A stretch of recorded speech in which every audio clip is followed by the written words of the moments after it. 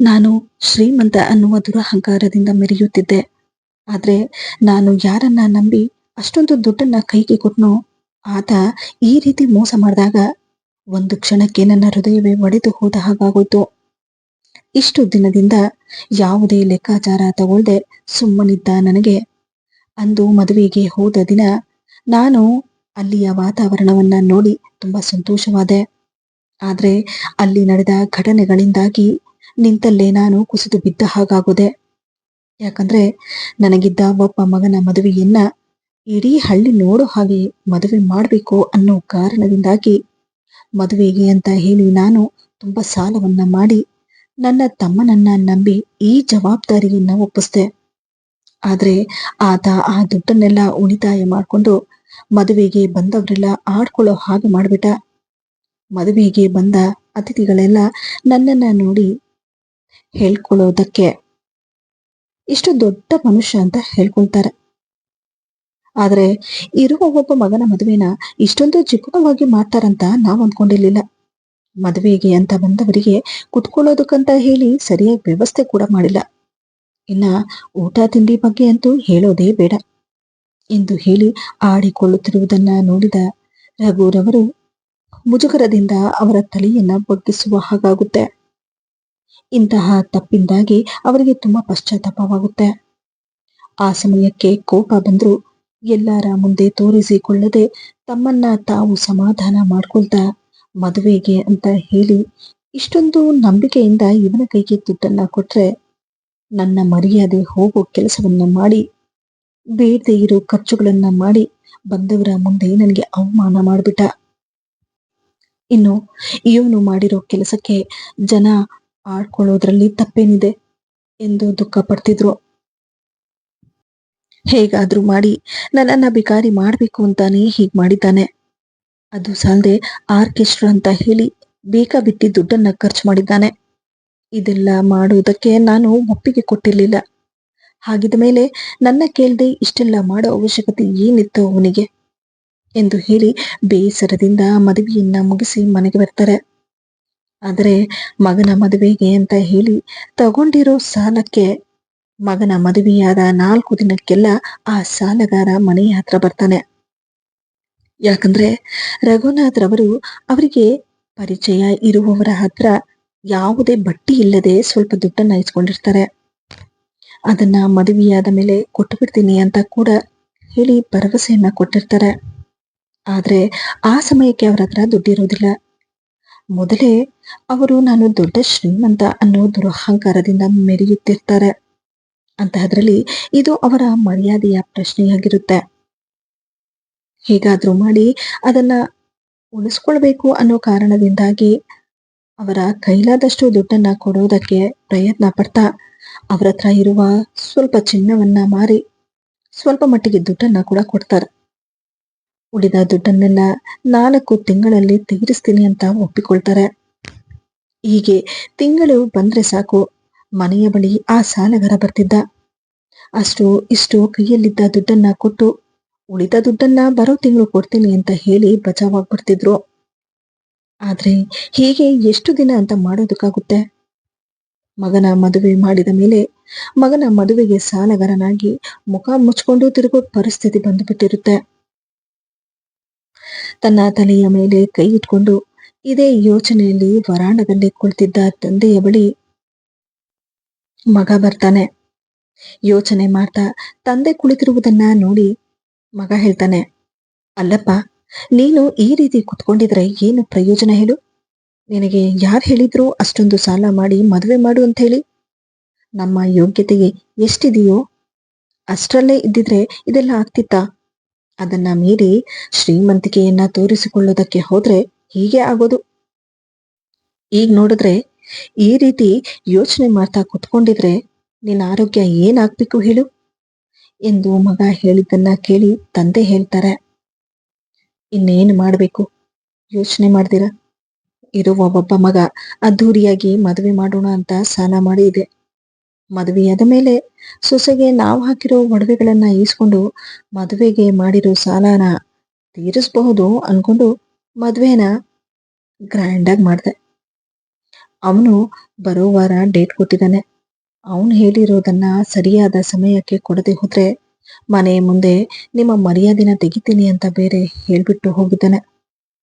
ಎಂದ ತಕ್ಷಣ ಮಗ ಹೇಳ್ತಾನೆ, ಇದೇನಪ್ಪ ನಿನ್ನ ದುರಾಸೆಗೆ ನನ್ನ ಹೆಂಡತಿ ಹಾಕಿರೋ ಒಡವೆನ ಅದು ಯಾವ ರೀತಿ ಕೊಡು ಅಂತ ಹೇಳೋದಕ್ಕೆ ನಿನಗೆ ಮನಸ್ಸು ಬರುತ್ತೆ? ಮದುವೆಯಾದ ಮೇಲೆ ಒಡವೆನ ಕಿತ್ಕೊಳ್ಬೇಕು ಅಂತಂದ್ಮೇಲೆ ಅಷ್ಟು ಮಾತ್ರಕ್ಕೆ ನೀನು ಒಡವೆನ ಏನಕ್ಕೆ ಹಾಕದೆ? ಜನರಿಗೆ ನೋಡ್ಸೋದಕ್ಕ? ಎಂದಾಗ ತಂದೆ ಕೋಪದಿಂದ ಹೇಳ್ತಾರೆ, ಮುಚ್ಚು ಬಾಯಿ, ನಾವ್ ಹಾಕಿರೋ ಒಡವೆಯ ಮೇಲೆ ನಮ್ಗ್ ಹಾಕಿದೆ. ನಿನಗೆ ಅಷ್ಟೊಂದು ನೋವಾಗುತ್ತೆ ಅನ್ನೋದಾದ್ರೆ ಹೋಗಿ ಎಲ್ಲಾದ್ರೂ ದುಡ್ಡು ತಗೊಂಡು ಬಂದು ಮದುವೆಗೆ ಮಾಡಿರೋ ಸಾಲನ ತೀರ್ಸು. ಎಂದಾಗ ಮಗ ಹೇಳ್ತಾನೆ, ಅಲ್ಲಪ್ಪ, ಮದುವೆಯಾಗಿ ಇನ್ನೂ ಸರಿಯಾಗಿ 3 ತಿಂಗಳಾಗ್ಲಿಲ್ಲ, ಅಷ್ಟು ಬೇಗ ಅವಳತ್ರ ಒಡವೆನ ಕಿತ್ಕೋ ಅಂತ ಹೇಳ್ತಾ ಇದ್ದಿಲ್ಲ. ನಿನಗೆ ಮನಸ್ಸಾದ್ರೂ ಹೇಗ್ ಬರುತ್ತೆ? ನೋಡು, ನಿನಗೆ ಸಾಲ ಮಾಡಿ ಮದುವೆ ಮಾಡುವಂತ ನಾನ್ ಹೇಳಿರ್ಲಿಲ್ಲ. ಈ ವಿಷಯ ನನ್ನ ಹೆಂಡತಿ ಕಿವಿಗೆ ಬಿದ್ರೆ ನಮ್ಮ ಮರ್ಯಾದೆ ಇರೋದಿಲ್ಲ. ಎಂದಾಗ ತಂದೆ ಹೇಳ್ತಾರೆ, ನೋಡು, ನಾನು ಇರೋದನ್ನೇ ಹೇಳ್ತಾ ಇರೋದು. ಮದುವೆ ಮಾಡೋಕ್ಕೂ ಮುಂಚೆ ನಾನು ಇದನ್ನೇ ಅನ್ಕೊಂಡಿದ್ದೆ. ಅದಕ್ಕೆ ನಾನು ಅಷ್ಟೊಂದು ಒಡವೆನ ಹಾಕಿದ್ದು. ನಿನ್ನ ಹೆಂಡತಿಗೆ ಇವತ್ತಲ್ಲ ನಾಳೆ ಈ ವಿಷಯ ಗೊತ್ತಾಗ್ಲೇಬೇಕು. ಅಷ್ಟಕ್ಕೂ ನಾನ್ ಹಾಕಿರೋ ಒಡವೆನೆ ತಾನೇ ನಾನ್ ಕೇಳ್ತಾ ಇರೋದು. ನಿನ್ನ ಹೆಂಡತಿಗೆ ಗೊತ್ತಾಗೋದ್ರಲ್ಲಿ ತಪ್ಪೇನಿದೆ ಹೇಳು? ನಿನ್ನ ಕೈಯಲ್ಲಿ ಮಾತಾಡೋದಕ್ಕಾಗಲ್ಲ ಅಂತಂದ್ಮೇಲೆ ನಿನ್ನ ಹೆಂಡತಿ ಹತ್ರ ನಾನೇ ಮಾತಾಡ್ತೀನಿ. ನಾವು ಹಾಕಿರೋ ಒಡವೆಯನ್ನ ಕೊಡೋದಕ್ಕೆ ಹೇಳ್ತೀನಿ. ಇದರಿಂದ ನನಗೆಲ್ಲ ಸಾಲ ತೀರುತ್ತೆ. ಬರೋ ವಾರ ಆ ಸಾಲಗಾರ ಮನೆ ಹತ್ರ ಬಂದ್ರು ನಮ್ಮ ಮರ್ಯಾದೆ ತೆಗೆಯುವುದಕ್ಕಿಂತ ಇದನ್ನ ಬಿಟ್ರೆ ನನಗೂ ಬೇರೆ ದಾರಿ ಇಲ್ಲ. ಅಪ್ಪ, ನೀನ್ ಮಾಡ್ಕೊಂಡಿರೋ ಕೆಲಸಕ್ಕೆ ಹೊಸ ಹೆಣ್ಣವಳು. ಅಷ್ಟು ಬೇಗ ಒಡವೆನೆಲ್ಲ ಕಿತ್ಕೊಳ್ಬೇಡ. ಇದಕ್ಕೆಲ್ಲ ಕಾರಣ ಚಿಕ್ಕಪ್ಪ. ಚಿಕ್ಕಪ್ಪನನ್ನ ಕರೆದು ದುಡ್ಡನ್ನ ಈಸ್ಕೊ. ಎಂದಾಗ ತಂದೆ ಹೇಳ್ತಾರೆ, ನೋಡು, ಅವನ ಬಗ್ಗೆ ನೀನ್ ಮಾತಾಡ್ಬೇಡ. ನಾನ್ ಹೇಳ್ದೆ ಅಂತ ಹೇಳಿನೇ ಅವನು ಅಷ್ಟೆಲ್ಲ ಖರ್ಚು ಮಾಡಿರೋದು. ಏನೋ ಇರೋ ಒಬ್ಬ ಮಗ ಅಧೂರಿಯಾಗಿ ಮದುವೆ ಮಾಡೋಣ ಅನ್ನೋ ಆಸೆನ ಪಟ್ಟೆ. ಆದ್ರೆ ಹೀಗಾಗುತ್ತೆ ಅಂತ ನಾನು ಕೂಡ ಅಂದ್ಕೊಂಡಿರ್ಲಿಲ್ಲ. ನೋಡು, ನಿನಗೆ ನಿನ್ನ ತಂದೆ ಮಾನ ಮರ್ಯಾದೆ ಹೆಚ್ಚ ಅಥವಾ ನಿನ್ನ ಹೆಂಡತಿ ಒಡವೆ ಹೆಚ್ಚ? ನೀನೇ ಯೋಚನೆ ಮಾಡು. ಅಲ್ಲಪ್ಪ, ಊರವರಿಗೆಲ್ಲ ನಾನು ಶ್ರೀಮಂತ ಅಂತ ತೋರಿಸ್ಕೊಳ್ಳೋದಕ್ಕೆ ನೀನು ಮಾಡಿರೋ ಕೆಲಸಕ್ಕೆ ಅವಳಿಗೆ ಯಾಕೆ ಬಲಿಪಶು ಮಾಡ್ತಾ ಇದ್ಯಾ? ಮದುವೆಯಾದ ಹೊಸ ಹೆಣ್ಣಿನ ಒಡವೆನ ಅತ್ತೆ ಮನೆಯವರು ಕಿತ್ಕೊಂಡಿದ್ದಾರೆ ಅಂತಂದ್ರೆ ನೋಡ್ದವರೆಲ್ಲ ಆಡ್ಕೊಳ್ಳೋದಿಲ್ವಾ? ಇನ್ನ ಅವಳ ಮನೆಯಲ್ಲಿ ನನಗೆ ಮರ್ಯಾದೆ ಇರುತ್ತಾ? ಅಷ್ಟು ಬೇಗ ಒಡವೆನೆಲ್ಲ ಕಳೆದುಕೊಂಡು ಅವಳ ಮನಸ್ಸಿಗೆ ನೋವಾಗೋದಿಲ್ವಾ? ಎಂದಾಗ ತಂದೆ ಹೇಳ್ತಾರೆ, ನೋಡು, ಇದರಿಂದ ಒಂದು ಸ್ವಲ್ಪ ದಿನ ನೋವಾಗುತ್ತೆ ಬಿಡು. ಆ ಜಾಗದಲ್ಲಿ ರೋಡ್ಗಳು ತಂದು ಹಾಕಿದ್ರೆ ಯಾರು ಆಡ್ಕೊಳ್ಳೋದಿಲ್ಲ. ಮನೆ ಸೊಸೆ ಅಂತಂದ ಮೇಲೆ ಮನೆಯಲ್ಲಿ ಕಷ್ಟ ಇದೆ ಅಂತಂದ್ರೆ ಹೊಂದ್ಕೊಂಡು ಹೋಗ್ಬೇಕಪ್ಪ. ಅವಳಿಗೆ ಕುಣಿಸ್ಕೊಂಡು ಅರ್ಥ ಆಗೋ ರೀತಿ ಮಾತಾಡಿದ್ರೆ ಅವಳು ಅರ್ಥ ಮಾಡ್ಕೊಳ್ತಾಳೆ. ಅದು ಏನು ಮಾನ ಮರ್ಯಾದೆ ಇಲ್ಲದೆ ಇರೋ ಮಾತುಗಳನ್ನ ಆಡ್ತಾ ಇದ್ಯಪ್ಪ ನೀನು. ಚಿನ್ನ ಹಾಕಿರೋ ಜಾಗದಲ್ಲಿ ರೋಲ್ಡ್ ಹಾಕಿದ್ರೆ ನಮ್ಮ ಮುಖಕ್ಕೆ ಎಲ್ಲರೂ ಉಗಿತಾರೆ. ಎಂದಾಗ ಅವನ ತಂದೆ, ಹೌದು, ನೀನ್ ಹೇಳೋದು ಸರಿನೇ, ಆದ್ರೆ ನಾನು ಏನ್ ಮಾಡ್ಲಿ? ಈ ಸಾಲನ ಹೇಗೆ ತೀರಿಸ್ಲಿ? ಅವನಿಗೆ ಏನಂತ ಉತ್ತರ ಕೊಡ್ಲಿ ಅನ್ನೋದೇ ನನಗೆ ಗೊತ್ತಾಗ್ತಿಲ್ಲ ಎಂದು ಹೇಳಿ ಯೋಚನೆ ಮಾಡ್ತಾ ಕುಳಿತು ಬಿಡ್ತಾರೆ. ಅದೇ ಅವರ ಸೊಸೆ ಸಂಧ್ಯಾ ಬಗ್ಗೆ ಹೇಳುವುದಾದ್ರೆ, ಹಳ್ಳಿಯಲ್ಲಿ ಹುಟ್ಟಿದ್ರು ಹೇಳಿಕೊಳ್ಳುವಷ್ಟು ಏನು ಬಡತನವಿರ್ಲಿಲ್ಲ. ಶ್ರೀಮಂತರ ಮನೆಯ ಹುಡುಗಿಯಾಗಿದ್ಲು. ಅದರಲ್ಲೂ ತಂದೆ ತಾಯಿಗೆ ಒಬ್ಬಳಿ ಮಗಳು. ತಂದೆ ಮನೆಯಲ್ಲಿ ಒಂದು ದಿನಾನು ಅಡುಗೆ ಮನೆಗೆ ಹೋದವಳಲ್ಲ. ಮನೆ ಕೆಲಸ ಮಾಡೋದಕ್ಕಂತ ಆಳು ಕಾಳು ಆ ಮನೆಗೆ ಇರ್ತಿದ್ರು. ಹಾಗಾಗಿ ಅವಳು ತಂದೆ ಮನೆಯಲ್ಲಿ ರಾಣಿಯಾಗಿ ಇರ್ತಿದ್ಲು. ಇದನ್ನೆಲ್ಲ ನೋಡಿದ ರಘುರವರಿಗೆ ಇದ್ದ ಒಬ್ಬ ಮಗನಿಗೆ ಶ್ರೀಮಂತರ ಮನೆಯಿಂದ ಹುಡುಗಿನ ಮದುವೆ ಮಾಡಿಕೊಂಡು ಬಂದ್ರೆ ನನ್ನ ಮಗ ಕೂಡ ಆರಾಮವಾಗಿರ್ತಾನೆ ಅನ್ನುವ ದುರಾಸೆಯಿಂದಾಗಿ ಶ್ರೀಮಂತರ ಸಂಬಂಧವನ್ನೇ ಹುಡುಕಿ ಸಂಧ್ಯಾಳನ್ನ ತಮ್ಮ ಮಗನಿಗೆ ಮದುವೆ ಮಾಡಿಕೊಂಡು ಬರ್ತಾರೆ. ಆದರೆ ಅತ್ತೆ ಮನೆಗೆ ಬಂದ ಮೇಲೆ ಅವಳ ಜೀವನ ಶೈಲಿ ಬದಲಾಗ್ತಾ ಬರುತ್ತೆ. ತನ್ನ ತಂದೆ ಮನೆಯಲ್ಲಿ ಆರಾಮವಾಗಿದ್ದ ಸಂಧ್ಯಾ ಅತ್ತೆ ಮನೆಗೆ ಬಂದ ಮೇಲೆ ಅನಾರೋಗ್ಯದಿಂದ ಬಳಲುತ್ತಿದ್ದ ಅತ್ತೆಯನ್ನ ನೋಡುವ ಜೊತೆಗೆ ಮನೆಯ ಎಲ್ಲಾ ಜವಾಬ್ದಾರಿ ಅವಳ ತಲೆ ಮೇಲೆ ಬರುತ್ತೆ. ತನ್ನ ತಂದೆ ಮನೆಯಲ್ಲಿ ಬೆಳಗಾದ ತಕ್ಷಣ ವಿವಿಧ ರೀತಿಯ ತಿಂಡಿಗಳನ್ನು ತಿನ್ನುತ್ತಿದ್ದ ಅವಳಿಗೆ ತನ್ನ ಅತ್ತೆ ಮನೆಯಲ್ಲಿ ಮುದ್ದೆ ತಿನ್ನುವ ಪರಿಸ್ಥಿತಿ ಬರುತ್ತೆ. ಇದರಿಂದ ಬೇಸತ್ತ ಅವಳು ಕೊನೆಗೂ ಮಾವನ ಬಳಿ ಪ್ರಶ್ನೆ ಮಾಡಿದಾಗ ಅವಳ ಮಾವ ಮರುಳಾದ ಮಾತುಗಳನ್ನ ಆಡಿ ಕತೆ ಕಟ್ಟೋದಕ್ಕೆ ಶುರು ಮಾಡ್ತಾರೆ. ಅದನ್ನ ಬಿಟ್ರೆ ಬೇರೆ ಏನ್ ಮಾಡೋದಕ್ಕಾಗ್ತಿತ್ತು? ಹೇಳಿಕೊಳ್ಳೋದಕ್ಕೆ ದೊಡ್ಡ ಶ್ರೀಮಂತರೇನಲ್ಲ, ಕಷ್ಟಪಟ್ಟು ಚಿಕ್ಕದಾದ ಒಂದು ಮನೆ ಮಾಡಿಕೊಂಡಿರ್ತಾರೆ. ಆದ್ರೆ ಶೋಕಿಗಳು ಮಾತ್ರ ಶ್ರೀಮಂತರಕ್ಕಿಂತ ದೊಡ್ಡದಾಗಿರುತ್ತೆ. ಇದರಿಂದಾಗಿ ಇವತ್ತು ಪಶ್ಚಾತ್ತಾಪ ಪಡುವ ಪರಿಸ್ಥಿತಿ ಬರುತ್ತೆ. ಮುಂದೆ ಏನು ಮಾಡಬೇಕು ಅನ್ನೋದು ತೋಚಲಾಗದೆ ಹೆಂಡತಿ ಬಳಿ ಬಂದು, ನೀನೇನಾದ್ರೂ ನಿನ್ನ ಮಗನಿಗೆ ಹೇಳು, ನಾನು ಎಷ್ಟು ಹೇಳಿದ್ರು ಒಡವೆ ಕೊಡೋದಿಲ್ಲ ಅಂತ ಹೇಳ್ತಿದ್ದಾನೆ. ಅವನು ಮದುವೆಗೆ ಅಂತ ಮಾಡಿದ ಸಾಲನ ಹೇಗೆ ತೀರಿಸ್ಲಿ? ನನಗೂ ಬೇರೆ ದಾರಿ ಇಲ್ಲ ಎಂದಾಗ ಹೆಂಡತಿ ಹೇಳ್ತಾರೆ, ಅಲ್ಲರಿ, ಊರ್ ಜನ ನೋಡ್ಲಿ ಅಂತ ಹೇಳಿ ಸಾಲ ಮಾಡಿ ಶೋಕಿ ಮಾಡುವ ಅವಶ್ಯಕತೆ ಏನಿತ್ತು ನಿಮ್ಗೆ? ಅವನು ಒಡವೆ ಕೊಡೋದಿಲ್ಲ ಅಂತ ಹೇಳ್ತಿದ್ದಾನೆ ಅಂದಮೇಲೆ ಒಡವೆನ ಕಳ್ತನ ಮಾಡೋದಕ್ಕಾಗುತ್ತಾ ಎಂದಾಗ ಗಂಡ, ಇನ್ನ ಉಳ್ದಿರೋದು ಅದೊಂದೇ ಕೆಲ್ಸ, ಕಳ್ತನನಾದ್ರೂ ಮಾಡಿ ನಾನು ಸಾಲವನ್ನ ತೀರಿಸ್ಬೇಕು ಎಂದಾಗ ಹೆಂಡತಿ, ಏನಂತ ಮಾತಾಡ್ತಾ ಇದ್ದೀರಾ ನೀವು? ಇಷ್ಟು ಕೀಳು ಮಟ್ಟಕ್ಕೆ ಇಳಿತೀರಾ ಅಂತ ನಾನು ಅಂದುಕೊಂಡಿರ್ಲಿಲ್ಲ. ಮತ್ತೇನು ಮಾಡ್ಲಿ, ಸಾಲ ತೀರ್ಸೋಕಾಗದೆ ಸತ್ತೋಗ್ಲಾ? ಅಲ್ಲರಿ, ಈ ವಿಷಯ ಅವಳಿಗೇನಾದ್ರೂ ಗೊತ್ತಾದ್ರೆ ನನ್ನ ಅತ್ತೆ ಮಾವ ಎಷ್ಟು ಕೆಟ್ಟವರು ಅಂದ್ಕೊಳ್ಳೋದಿಲ್ವಾ ಅವಳು? ಸೊಸೆ ಮುಂದೆ ನಮಗೆ ಮರ್ಯಾದೆ ಅನ್ನೋದಿರುತ್ತಾ? ನೀವು ಇಂಥ ಕೆಲಸ ಮಾಡಿದ್ರೆ, ಸಾಲ ಮಾಡಿ ಇಷ್ಟೊಂದು ಅದ್ಧೂರಿಯಾಗಿ ಮದುವೆ ಮಾಡೋದಕ್ಕಿಂತ ಬಡವರ ಮನೆ ಹುಡುಗಿನ ನೋಡಿ ಸಿಂಪಲ್ ಆಗಿ ಮದುವೆ ಮಾಡಿಕೊಂಡು ಬಂದಿದ್ರೆ ಇವತ್ತು ಇಷ್ಟೆಲ್ಲ ಅನುಭವಿಸೋ ಪರಿಸ್ಥಿತಿ ಬರ್ತಾ ಇರ್ಲಿಲ್ಲ. ಇರೋ ಒಬ್ಬ ಮಗ ಶ್ರೀಮಂತರ ಮನೆ ಹುಡುಗಿನೇ ತರಬೇಕು ಅಂತ ಹೇಳಿ ಶೋಕಿ ಮಾಡಕ್ ಹೋದ್ರಿ. ಆದ್ರೆ ಈಗ ಯಾರು ಅನುಭವಿಸ್ತಾ ಇರೋದು? ನೀವು ಇಷ್ಟೆಲ್ಲ ಮಾಡ್ತೀರಾ, ಇಷ್ಟೆಲ್ಲ ಆಗುತ್ತೆ ಅಂತ ಗೊತ್ತಿದ್ದಿದ್ರೆ ಅವತ್ತೇ ನಾನು ಇದನ್ನೆಲ್ಲ ತಡೆಯುತ್ತಿದ್ದೆ ಎಂದು ಹೇಳಿ ಹೆಂಡತಿ ಕೋಪದಿಂದ ಮಾತನಾಡಿದ್ದನ್ನ ನೋಡಿ ಗಂಡ ಹೇಳ್ತಾರೆ, ನಿಮಗೆಲ್ಲ ನಾನು ಎಂಥ ಪರಿಸ್ಥಿತಿಯಲ್ಲಿದ್ದೀನಿ ಅನ್ನೋದು ಅರ್ಥ ಆಗ್ತಿಲ್ಲ. ಇಷ್ಟೆಲ್ಲ ನಾನು ಮಾಡಿದ್ದು ಮನೆಯವರಿಗೋಸ್ಕರ, ನನ್ನ ಮಗ ಚೆನ್ನಾಗಿರ್ಲಿ ಅಂತ ಹೇಳಿ ನಾನು ಇಷ್ಟೆಲ್ಲ ಕಷ್ಟಪಟ್ಟೆ. ಈಗ ನೋಡಿದ್ರೆ ನೀನು ನಿನ್ನ ಮಗ ಮಾತಾಡುವ ಹಾಗೆ ಮಾತಾಡ್ತಾ ಇದ್ದೀಯಾ? ಒಬ್ಬ ತಂದೆಯಾಗಿ ನನ್ನ ಮಗನ ಮದುವೆಯನ್ನ ಅದ್ಧೂರಿಯಾಗಿ ಮಾಡಬೇಕು ಅನ್ನೋ ಆಸೆ ನನಗಿರೋದಿಲ್ವಾ? ಇಷ್ಟೆಲ್ಲ ಆಗುತ್ತೆ ಅಂತ ಗೊತ್ತಿದ್ದಿದ್ರೆ ನಾನು ಕೂಡ ಇಂತಹ ಕೆಲಸ ಮಾಡ್ತಾ ಇರ್ಲಿಲ್ಲ. ಇಷ್ಟೆಲ್ಲ ಆದ್ಮೇಲೂ ಸಾಲನ ಹೇಗೆ ತೀರಿಸ್ಬೇಕು ಅನ್ನೋ ಯೋಚನೆ ನನಗಿದ್ರೆ ನೀವು ನನ್ನನ್ನೇ ದೋಷಿಸುತ್ತಿದ್ದೀರಾ?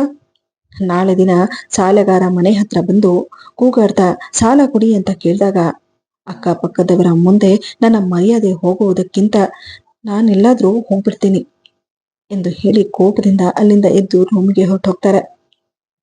ಈ ಕಾರಣದಿಂದಾಗಿ ಮನೆಯಲ್ಲಿ ಒಂದು ರೀತಿ ಮೌನ ಆವರಿಸಿಕೊಂಡಿರುತ್ತೆ. ತನ್ನ ತಂದೆ ಮಾಡಿದ ಕೆಲಸಕ್ಕೆ ಮಗನಿಗೆ ಒಂದು ರೀತಿ ಸಂಕಷ್ಟ ಬಂದ ಹಾಗನಿಸುತ್ತಿರುತ್ತದೆ. ಒಬ್ಬಂಟಿಯಾಗಿ ರೂಮಲ್ಲಿ ಈ ವಿಷಯದ ಬಗ್ಗೆ ಯೋಚನೆ ಮಾಡ್ತಾ ಕುಳಿತು ಬಿಡ್ತಾನೆ. ಅದೇ ಸಮಯಕ್ಕೆ ಹೆಂಡತಿ ಬಂದು, ಅಲ್ಲರಿ, ನೀವ್ಯಾಕೆ ಇಷ್ಟು ಯೋಚನೆ ಮಾಡ್ತಾ ಇದ್ದೀರಾ? ಯೋಚನೆ ಮಾಡ್ದಿರಾ ಇನ್ನೇನು ಮಾಡೋದಕ್ಕಾಗುತ್ತೆ ಹೇಳು? ಮನೆಯಲ್ಲಿ ಏನೇನ್ ನಡೀತಾ ಇದೆ ಅನ್ನೋದು ನಿನಗೂ ಚೆನ್ನಾಗಿ ಗೊತ್ತಿದೆ. ಅಪ್ಪ ಇಷ್ಟೆಲ್ಲ ಮಾಡ್ತಾರೆ ಅಂತ ಗೊತ್ತಿದ್ದಿದ್ರೆ ನಾನು ಮದುವೆನೇ ಆಗ್ತಾ ಇರ್ಲಿಲ್ಲ. ಈಗ ನೋಡಿದ್ರೆ ನಮ್ಮ ಮನೆ ಮಾನ ಮರ್ಯಾದೆ ಎಲ್ಲ ಬೀದಿ ಪಾಲಾಗ್ತಿದೆ. ಇದೇ ಯೋಚನೆಯಲ್ಲಿ ಅಪ್ಪ ಏನಾದ್ರೂ ಹೆಚ್ಚು ಕಮ್ಮಿ ಮಾಡ್ಕೊಂಡ್ರೆ ನನಗಂತೂ ತಲೆ ಕೆಟ್ಟ ಹೋಗಿದೆ. ಈಗ ಮುಂದೆ ಏನ್ ಮಾಡ್ಬೇಕಂತಿದ್ದೀರಾ? ಏನ್ ಮಾಡ್ಬೇಕು ಅನ್ನೋದೇ ನನಗೆ ಗೊತ್ತಾಗ್ತಿಲ್ಲ. ನಿನ್ನತ್ರ ಇರೋ ಒಡವೆನ ಕೊಟ್ರೆ ಸಾಲ ತೀರುತ್ತೆ ಅನ್ನೋದನ್ನ ಅಪ್ಪ ಹೇಳ್ತಿದ್ದಾರೆ. ಆದ್ರೆ ಇಂಥ ಕೆಲಸ ಮಾಡೋದಕ್ಕೆ ನನಗೆ ಮನಸ್ಸು ಬರ್ತಿಲ್ಲ ಎಂದಾಗ ಹೆಂಡತಿ ಹೇಳ್ತಾಳೆ, ನೋಡಿ, ಗೊತ್ತೋ ಗೊತ್ತಿಲ್ದೇನೋ ನಿಮ್ಮ ತಂದೆ ಇಂತಹ ಕೆಲಸ ಮಾಡ್ಬಿಟ್ಟಿದ್ದಾರೆ. ಅವರು ಬೇರೆ ಶೋಕಿಗಳು ಮಾಡೋದಕ್ಕಂತ ಮಾಡಿಲ್ವಲ್ಲ. ಇರುವ ಒಬ್ಬ ಮಗನ ಮದುವೆನ ಅದ್ಧೂರಿಯಾಗಿ ಮಾಡೋಣ ಅನ್ನೋ ಆಸೆಯಿಂದಾಗಿ ಹೀಗೆಲ್ಲ ಮಾಡಿದ್ದಾರೆ. ಆದ್ರೆ ಹೀಗೆಲ್ಲ ಆಗುತ್ತೆ ಅನ್ನೋದನ್ನ ಬಹುಶಃ ಅವ್ರಿಗೂ ಗೊತ್ತಿಲ್ಲ ಅನ್ಸುತ್ತೆ. ಚಿಕ್ಕಪ್ಪನನ್ನ ನಂಬಿ ಅವರು ಮದ್ವೆ ಖರ್ಚನ್ನೆಲ್ಲ ನೋಡ್ಕೊಳ್ಳಿ ಅಂತ ಹೇಳಿ ದುಡ್ಡನ್ನೆಲ್ಲ ಅವ್ರ ಕೈ ಕೊಟ್ಟಿದ್ದಾರೆ. ಅವರು ಇಷ್ಟೆಲ್ಲ ಮಾಡ್ತಾರೆ ಅಂತ ಅವರು ಕೂಡ ಅಂದ್ಕೊಂಡಿರ್ಲಿಲ್ಲ ಅನ್ಸುತ್ತೆ. ಈ ಒಂದೇ ಒಂದು ಕಾರಣಕ್ಕಾಗಿ ಮನೆಯಲ್ಲಿ ಎಲ್ಲಾರ ನೆಮ್ಮದಿ ಹಾಳಾಗ್ತಿದೆ. ನೋಡಿ, ನಾನು ಕೂಡ ಈ ಮನೆ ಸೊಸೆನೆ. ಶ್ರೀಮಂತರ ಮನೆಯಲ್ಲಿ ಬೆಳೆದಿದ್ರು ಕಷ್ಟ ಸುಖ ಅನ್ನೋದು ನನಗೂ ಗೊತ್ತಿದೆ. ಈಗ ಇಂತಹ ಸಮಯದಲ್ಲಿ ನಿಮ್ಮ ತಂದೆಗೆ ಬಂದಿರೋ ಕಷ್ಟಕ್ಕಿಂತ ನನಗೆ ಒಡವೆ ಏನು ಜಾಸ್ತಿ ಅಲ್ಲ. ತಾಳಿ ಚೈನನ್ನ ಮಾತ್ರ ನಾನು ಇಟ್ಕೊಂಡು ನಿಮ್ ತಂದೆ ಹಾಕಿರೋ ಒಡವೆನೆಲ್ಲ ನಾನು ಕೊಡ್ತೀನಿ. ಇರೋ ಸಾಲನ ತೀರಿಸ್ಕೊಳ್ಳೋದಕ್ಕೆ ಹೇಳಿ ಎಂದಾಗ ಗಂಡ ಹೇಳ್ತಾನೆ, ಸಂಧ್ಯಾ, ಏನ್ ಹೇಳ್ತಾ ಇದ್ಯಾ ನೀನು? ಹೌದು ರೀ, ಇದೇ ಯೋಚನೆಯಲ್ಲಿ ನಿಮ್ ತಂದೆ ಏನಾದ್ರೂ ಹೆಚ್ಚು ಕಮ್ಮಿ ಮಾಡ್ಕೊಂಡ್ರೆ ಜೀವನ ಪೂರ್ತಿ ಆ ಕೊರತೆ ನನಗೂ ಇರುತ್ತೆ. ಭವಿಷ್ಯ ನನ್ನ ಒಡವೆಗಳನ್ನ ಕೊಡೋದ್ರಿಂದ ಅವರ ಕಷ್ಟ ದೂರ ಆಗುತ್ತೆ ಅನ್ನೋದಾದ್ರೆ ನಾನು ಒಡವೆ ಕೊಡೋದಕ್ಕೆ ತಯಾರಿದ್ದೇನೆ ಎಂದಾಗ ಗಂಡ ಹೇಳ್ತಾನೆ, ನಿಜ ಹೇಳ್ಬೇಕು ಅಂತಂದ್ರೆ ತುಂಬಾ ದೊಡ್ಡ ಮನಸ್ಸು ನಿಂದು. ಎಲ್ಲಾರ ಮುಂದೆ ಸಂತೋಷದಿಂದ ಹಾಕಿದ ಒಡವೆಯನ್ನ ನಾವೇ ಕಿತ್ಕೊಳ್ಳೋ ಹಾಗಾಗ್ತಿದೆ. ಸಂಧ್ಯಾ, ನೀನ್ ಹೇಗೆ ಈ ಮನೆಯ ಸೊಸೆಯಾಗಿ ನಮ್ಮ ಮನೆ ಕಷ್ಟನ ನಿನ್ನ ಕಷ್ಟ ಅನ್ಕೊಂಡು ನಮಗೆ ಜೊತೆಯಾಗಿ ನಿಂತಿದ್ಯಾ, ಅದೇ ನಿನ್ನ ಈ ಒಡವೆನ ಮತ್ತೆ ತಂದು ಕೊಡುವ ಜವಾಬ್ದಾರಿ ನಾನ್ ತಗೊಳ್ತೀನಿ. ಎಷ್ಟೇ ಕಷ್ಟ ಆಗ್ಲಿ ಮತ್ತೆ ನಿನಗೆ ಒಡವೆನ ಮಾಡಿಸಿ ಹಾಕುವ ಜವಾಬ್ದಾರಿ ನಂದು. ಸರಿ ರೀ, ಮಾವ ಇದೇ ಬೇಸರದಲ್ಲಿ ರೂಮಿಗೆ ಹೋದ್ರು. ಮೊದಲು ಒಡವೆನೆಲ್ಲ ತಗೊಂಡೋಗಿ ಅವರ ಕೈ ಕೊಡಿ ಎಂದು ಹೇಳಿ ಬೀರುವಿನಲ್ಲಿದ್ದ ಒಡವೆಗಳನ್ನೆಲ್ಲ ತೆಗೆದು ತನ್ನ ಗಂಡನ ಕೈ ಕೊಡ್ತಾಳೆ. ಒಡವೆಯನ್ನ ಎತ್ಕೊಂಡು ಗಂಡ ಸೀದಾ ತನ್ನ ತಂದೆಯ ರೂಮಿಗೆ ಹೋಗ್ತಾನೆ. ಮಲಗಿಕೊಂಡಿರುವ ತನ್ನ ತಂದೆಯ ಬಳಿ ಹೋಗಿ ಅಪ್ಪ ಎಂದಾಗ, ಈಗ ಏನಕ್ಕೆ ಬಂದೆ? ಸಂಧ್ಯಾ ಒಡವೆನೆಲ್ಲ ಕೊಟ್ಟಿದ್ದಾಳೆ, ಇದನ್ನೆತ್ಕೊಂಡು ಸಾಲನೆಲ್ಲ ತೀರ್ಸು ಎಂದ ತಕ್ಷಣ ಪಕ್ಕದಲ್ಲೇ ನಿಂತಿದ್ದ ಸಂಧ್ಯಾ, ಹೌದು ಮಾವ, ನನ್ನ ಒಡವೆಗಳಿಂದ ನಿಮ್ಮ ಕಷ್ಟ ದೂರ ಆಗುತ್ತೆ ಅನ್ನೋದಾದ್ರೆ ಇದನ್ನ ಉಪಯೋಗಿಸ್ಕೊಳ್ಳಿ ಎಂದಾಗ ಅವಳ ಮಾವ ಸೊಸೆಯ ಮುಖವನ್ನ ನೋಡಿ, ಸಾಲ ಮಾಡಿ ಮದುವೆ ಏನೋ ಮಾಡ್ಬಿಟ್ಟೆ, ಆದ್ರೆ ಮನೆಗೆ ಬಂದ ಸೊಸೆಯ ಒಡವೆಗಳನ್ನೇ ಇಸ್ಕೊಂಡು ಆ ಸಾಲನ ತೀರ್ಸೋ ಪರಿಸ್ಥಿತಿ ಬರುತ್ತೆ ಅಂತ ನಾನು ಅಂದುಕೊಂಡಿರ್ಲಿಲ್ಲ. ತುಂಬಾ ದೊಡ್ಡ ಮನಸ್ಸಮ್ಮ ನಿಂದು. ಆದ್ರೆ ನಾನೇನ್ ಮಾಡ್ಲಿ, ನನಗೆ ಒಡವೆಗಳ ಅವಶ್ಯಕತೆ ಇದೆ, ಅದಕ್ಕೆ ನಾನು ಒಡವೆಗಳನ್ನ ಕೇಳಿದೆ ಅಷ್ಟೆ. ಅದನ್ನ ಬಿಟ್ಟು ನನಗೆ ಬೇರೆ ಯಾವ ದುರಾಸೆನೂ ಇಲ್ಲ. ಆದ್ರೆ ಚಿಂತೆ ಮಾಡಬೇಡ, ಆದಷ್ಟು ಬೇಗ ಏನಾದ್ರೂ ಕಷ್ಟಪಟ್ಟು ನಿನ್ನ ಒಡವೆಗಳನ್ನ ನಿನಗೆ ತಂದು ಕೊಡ್ತೀನಿ. ನನ್ನ ಜೀವನದಲ್ಲಿ ಇದೊಂದು ನನಗೆ ಪಾಠ ಆಗೋಯ್ತಮ್ಮ. ಜೀವನದಲ್ಲಿ ನಮ್ಮ ಹತ್ರ ಎಷ್ಟಿದೆಯೋ ಅಷ್ಟರಲ್ಲೇ ಜೀವನ ಮಾಡಬೇಕು. ಅತಿ ಆಸೆಯಿಂದಾಗಿ ಶೋಕಿ ಮಾಡೋದಕ್ಕೆ ಹೋದ್ರೆ ನಮಗಿಂತ ಪರಿಸ್ಥಿತಿ ಬರುತ್ತೆ ಅನ್ನೋದನ್ನ ಚಿಕ್ಕವರಾಗಿ ನೀವು ಕಲಿಸ್ಬಿಟ್ರಿ ಎಂದು ಹೇಳಿ ಒಡವೆಯನ್ನೆಲ್ಲ ಈಸ್ಕೊಂಡು ಅದನ್ನೆಲ್ಲ ಮಾರಿ ಅವರು ಮದುವೆಗಂತ ಮಾಡಿದ ಸಾಲವನ್ನ ತೀರಿಸ್ತಾರೆ. ಈ ವಿಡಿಯೋದಿಂದ ನಿಮಗೇನಾದರೂ ಉಪಯೋಗವಾದಲ್ಲಿ ವಿಡಿಯೋಗೆ ಒಂದು ಲೈಕ್ ಮಾಡಿ, ಆದಷ್ಟು ವಿಡಿಯೋಸ್ ಅನ್ನ ಶೇರ್ ಮಾಡಿ ಹಾಗೂ ನನ್ನ ಚಾನೆಲ್ ಅನ್ನ ಸಬ್ಸ್ಕ್ರೈಬ್ ಮಾಡುವುದನ್ನ ಮರೆಯಬೇಡಿ.